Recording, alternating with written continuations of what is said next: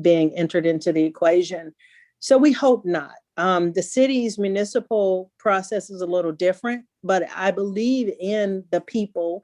We're still in a community. We're all part of the fabric of this community, even the election commissioners.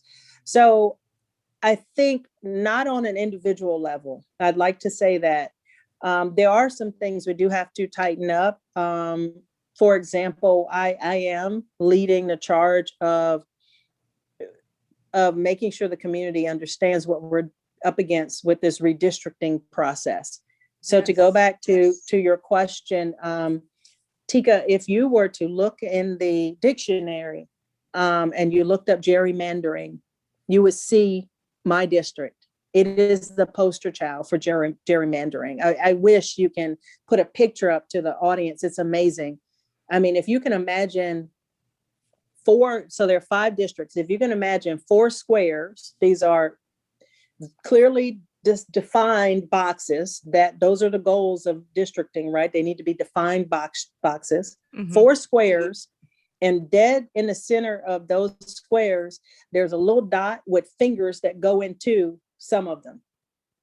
That's my district, the one that looks like a star, where you reach way up into one box and pull out, and you reach way down into another district and just pull out that little sliver, and you reach way down into the third. And what you're reaching in and getting are African Americans. You're pulling them out of District 4. You're pulling them out of District 5. It is amazing. And so I've been blessed to have lots of good information and mentors, those who remember the 2010, the 2000, and each census and redistricting process before. These are individuals who've been around a long time who have said, okay, you're elected. Now, this is the non-sexy part of being elected, right? This is the stuff you have to deal with. So voter suppression comes in different ways, and also equity in voting. We know that the Voters' Rights Act was repealed, which is a big deal. But I do want to let people know it's important to understand that who you hire to help you with your gerrymandering can still keep the requirements of the Voters' Rights Act in their contract, just as if it hadn't been repealed. So we're in there, we're working, we're trying to make sure this process is as true as it would have been if we still had, Section 5 of the Voters' Rights Act. It was so, when I actually did look at your map in regards to seeing the gerrymandering, it was so extensive and extreme.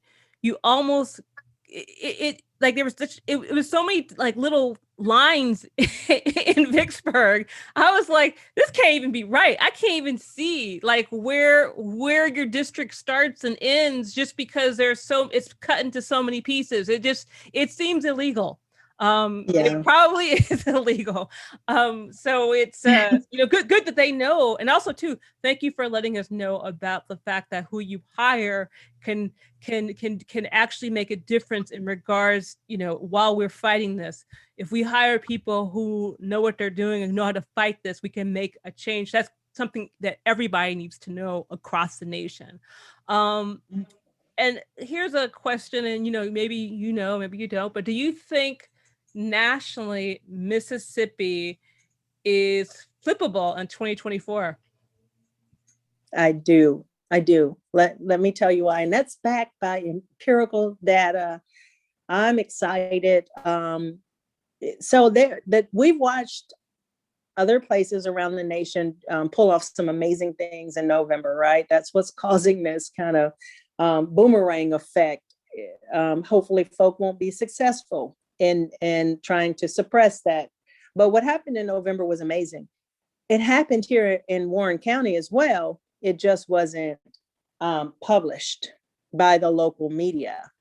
Warren County, so Vicksburg sits within the county. Warren County carried Biden-Harris. It was never reported, but it's on the Secretary of State's website.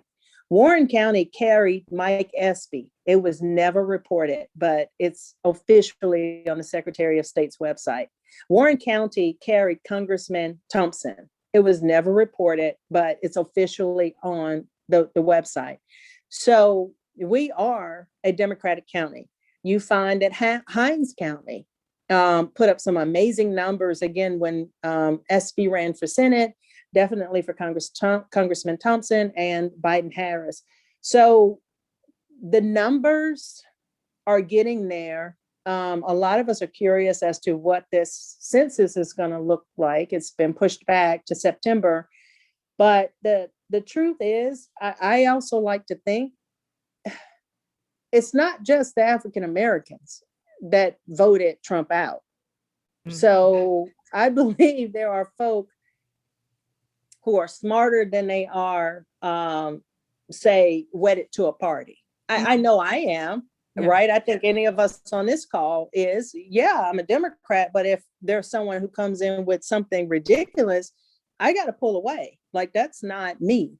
Right. So I believe a lot of folk, even in Mississippi, understand the damage it's done to our economy when we were going back and forth on that flag issue. Thank God we're past it. Right. But we lost a lot of conventions. We lost a lot of tourism. This is about money.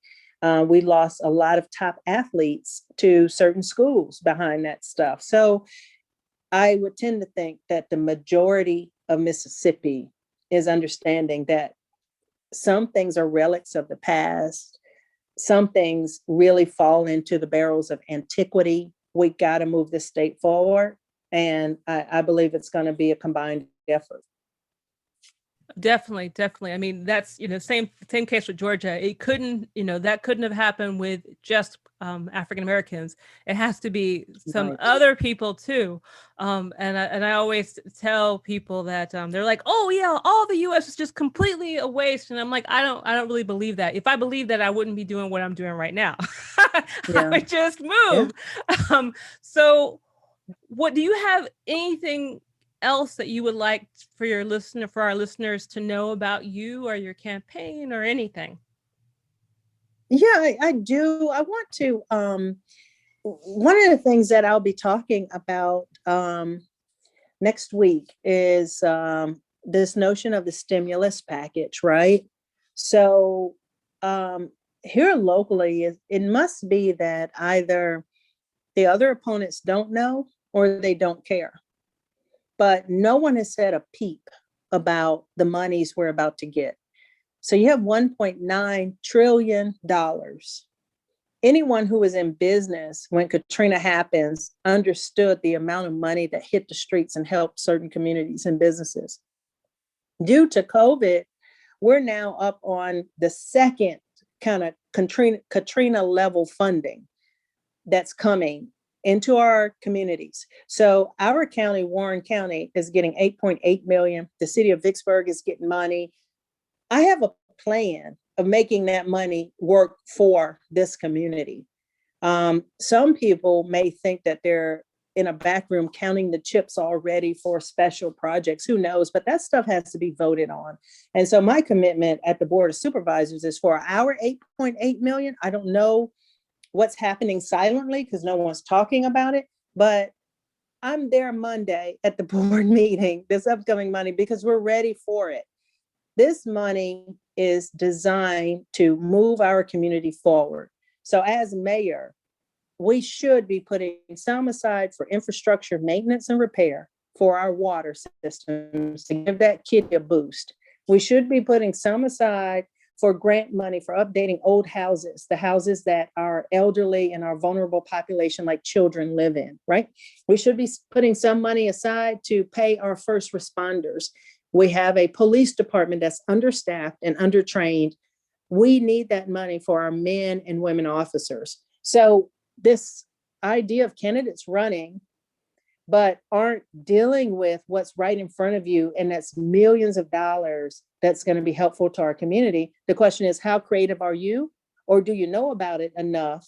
And if you don't, then that tells you kind of what you're dealing with there. But I have looked over the stimulus package, and we need mayors who have gone through that thing with a fine-tooth comb to say that this goes for this part of the community. This can go to this purpose. the FEMA funeral reimbursement, right? Yeah. Warren County has